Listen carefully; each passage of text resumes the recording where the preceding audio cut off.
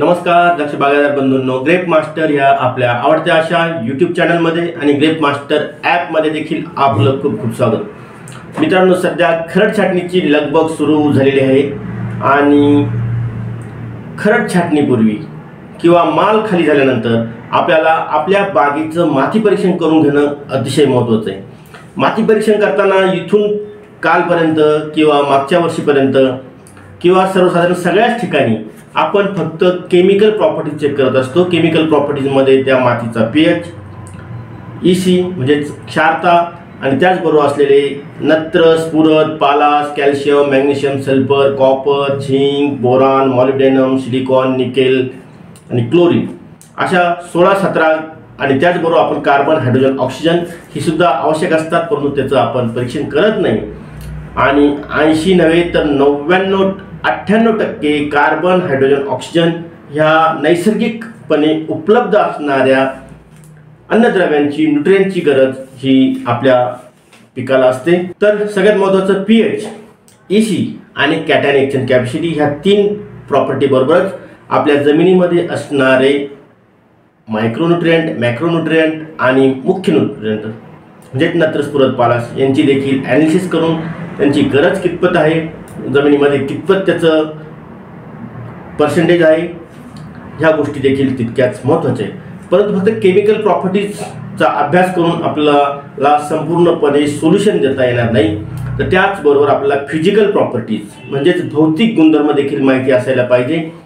मग मातीच्या भौतिक गुणधर्मामध्ये किंवा सॉईल फिजिकल प्रॉपर्टीजमध्ये सगळ्यात महत्त्वाचं आपल्या मातीमध्ये असणाऱ्या कणांचा आकार म्हणजे सँड, सिल्ट, क्ले किती पर्सेंटेजमध्ये आहे हे अतिशय महत्त्वाचं आहे। काळी माती जास्त आहे की मुरमाड माती जास्त आहे की वाळू असणारी माती जास्त आहे, तर हे कणांचा प्रकार कोणता आहे, कणांचा आकार, साईज कशी आहे, त्याच्यानुसार सँड, सिल्ट, क्ले असं त्याचं विभागणी होते। त्याचबरोबर ह्या कणांची अटॅचमेंट एकमेकाला कशी आहे, रचना कशी आहे, सॉईल स्ट्रक्चर कसं आहे हे देखील महत्त्वाचं आहे। त्याचबरोबर सॉईल पोरासिटी म्हणजे मातीच्या कणांमध्ये पोकळी कशी आहे, त्याचबरोबर कॉम्पॅक्टनेस, स्टिकीनेस हा देखील महत्त्वाचा आहे। त्याचबरोबर सॉईल इन्फिल्ट्रेशन रेट म्हणजे एकदा पाणी दिल्यानंतर ते किती वेळात खालच्या थरापर्यंत जातं, निचरा कसा होतो, तर ही सुद्धा प्रॉपर्टी अतिशय महत्त्वाची आहे। त्याचबरोबर जमिनीची पाणी धारणा क्षमता किंवा सॉईल रिटेन्शन, जसं हलक्या मुरमाड जमिनीमध्ये सॉईल रिटेन्शन फार कमी असतं, तर भारी भक्कम काळ्या खसदार जमिनीमध्ये सॉईल रिटेन्शन 180, 200च्या वरती देखील असू शकतं। तर अशा पद्धतीनं ह्या फिजिकल प्रॉपर्टीचा अभ्यास असणं अतिशय महत्त्वाचं आहे। आणि याच्याच बरोबर तिसरी जी प्रॉपर्टीज आहे ती म्हणजे सॉईल बायोलॉजिकल प्रॉपर्टीज किंवा जमिनीचे जैविक गुणधर्म।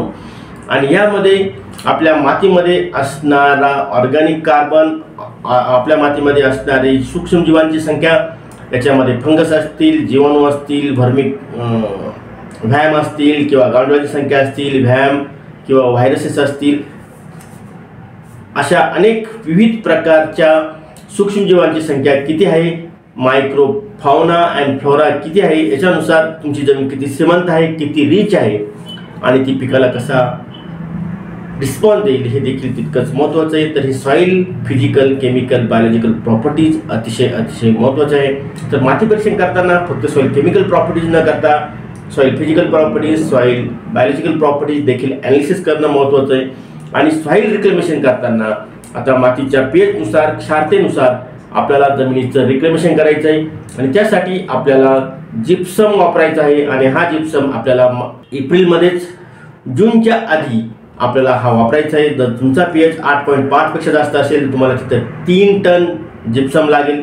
सल्फर तिथे तुम्हाला 400 ते 500 किलो लागेल। जर पीएच 8 ते 8.5 असेल तर तुम्हाला 2 टन जिप्सम लागेल, 200 किलो सल्फर लागेल। आणि जर पीएच 7.5 ते 8 असेल तर त्या ठिकाणी 1 ते 1.5 टन जिप्सम, 100 किलो सल्फर अशा पद्धतीचं संपूर्ण भोदावरती आणि गल्लीमध्ये देखील आपल्याला पावसाच्या आधी एप्रिल-मे महिन्यामध्ये जिप्सम टाकून घेणं अतिशय महत्त्वाचं आहे। हे सॉईल रिक्लेमेशन करणं खूप महत्त्वाचं आहे की जेणेकरून तुमच्या जमिनीचा पीएच कमी व्हायला मदत होईल। तुमच्या जमिनीचे जे कॉम्पॅक्टनेस खडे होतात, कडक खडे होतात की जमिनीला आपण अनवाणी पायाने चालल्यानंतर अक्षरशः टोचतात, तर अशा पद्धतीचं जमीन भुसभुशीत होण्यासाठी जमिनीमध्ये असणारे क्षार, क्लोराइड्स आणि बायकार्बोनेट्स, सोडियम हे क्षारांचा निचरा होण्यासाठी पावसाच्या आधी आपल्याला जिप्सम ट्रीटमेंट देणं, सल्फरची ट्रीटमेंट देणं अतिशय महत्त्वाचं आहे. आपण लॉंग टर्मचा विचार करताना, पुढचा विचार करताना, पुढच्या 5-6 वर्षाचा विचार करताना आपल्याला जिप्सम सल्फर देणं अतिशय महत्त्वाचं आहे. पण आपल्याला इमिजिएट रिझल्ट पाहिजे असेल तर तुम्ही फॉस्फरिक ॲसिड, सल्फ्युरिक ॲसिडचा देखील वापर करू शकता.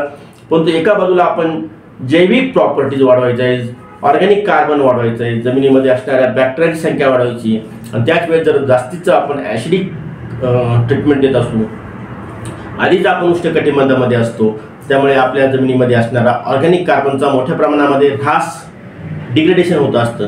त्याचबरोबर आपण ॲसिड ट्रीटमेंट दिल्यानंतर देखील आपल्या जमिनीमध्ये असणारा ऑर्गॅनिक कार्बनचा विघटन ॲसिड ट्रीटमेंटमुळे होत असतं. आणि ऑर्गॅनिक कार्बन आधीच उल्हास त्यात फाल्गुन मास, म्हणजे आधीच आम्ही शेणखत कमी द्यायला लागलो, खिशात आमच्याकडे पैसे कमी आहे किंवा पैसे असून देखील आम्हाला शेणखत भेटत नाही आहे, आम्ही चिपटाची मल्चिंगसुद्धा उन्हाळ्यात करत नाही, आम्ही पावसाळ्यात गवतं देखील वाढवत नाही, हिरवळीचे पिकं तर खूपच दूर राहिले, अशा पद्धतीने आम्ही जमिनीमध्ये ऑर्गॅनिक कार्बन, ऑर्गॅनिक मॅटर कमी टाकतो. ऑर्गॅनिक कार्बन हा कमीत कमी 1.5 ते 2च्या आसपास पाहिजे, पण आमचा ऑर्गॅनिक कार्बन हा 0.4 0.3च्या आसपास खालवलेला आहे. आणि त्याच वेळेस पुन्हा आम्ही ॲसिड ट्रीटमेंटचा मारा करून त्या ठिकाणी आधीच असलेला ऑर्गॅनिक कार्बन तो घटवण्याचं काम आम्ही नक्कीच करतो. तुम्ही म्हणाल की फॉस्फरिक ॲसिडनं तसं काही होत नाही, तसं होत नाही किंवा होतं, पण नक्कीच ॲसिड दिल्यानंतर त्या ठिकाणी ऑर्गॅनिक कार्बनचं डिग्रेडेशन नक्कीच होत असतं. तर अशा पद्धतीनं आपल्याला लॉंग टर्मची थेअरी करताना आपल्याला जिप्समचा वापर, मल्चिंगचा वापर, हिरवळीच्या पिकांचा वापर, शेणखताचा वापर करून ऑर्गॅनिक कार्बन किंवा सॉईल वाढवणं किंवा सॉईल रिक्लेमेशन करणं, जिप्सम आणि सल्फर देऊन ह्या गोष्टी करणं अतिशय महत्त्वाचं आहे. आणि हे काम आपल्याला आत्ता करायचं आहे. मित्रांनो, बाग खाली झाला, पैसे खूप चांगले झाले, परंतु एप्रिल छाटणीकडे तितकंच ऑक्टोबर सारखं जर आपण लक्ष दिलं तर नक्कीच आपल्या बागा सशक्त राहतील, चांगली सूक्ष्म घटक मिळतील, विहिरीमध्ये चांगलं स्टोरेज, आणि आपल्या बागावर रोग आणि कीड येणार नाही. अशा पद्धतीचं परिस्थिती जर आपण ऑक्टोबरपर्यंत ठेवली, एप्रिल छाटणी ते ऑक्टोबरपर्यंत जर ठेवण्यास आपण यशस्वी झालो तर नक्कीच पुढच्या वर्षी मजबूत झाड होईल, चांगली घट निर्मिती होईल, चांगली घटसंख्या, चांगलं उत्पादन, चांगली क्वालिटी नक्कीच मिळणार. तर अजिबात खरड छाटणीकडे दुर्लक्ष न करता सॉईल फिजिकल, केमिकल आणि बायोलॉजिकल प्रॉपर्टीवरती लक्ष द्या आणि पुढच्या वर्षासाठी लढायला सज्ज व्हा. आणि याचबरोबर तुम्हाला ग्रेप मास्टर ॲप नेहमी तुमच्या साथीला आहे. तुम्ही अद्यापही ग्रेप मास्टर ॲप डाउनलोड केलं असेल तर आजच डाउनलोड करून घ्या. तुमच्या खरड छाटणीची तारीख नक्की टाका, जेणेकरून तुम्हाला खतांचं नियोजन असेल, रोग किडींचं व्यवस्थापन असेल, सूक्ष्म घट निर्मितीचं व्यवस्थापन असेल, ह्या गोष्टी तुम्हाला नक्की चांगल्या प्रकारे मिळतील. धन्यवाद.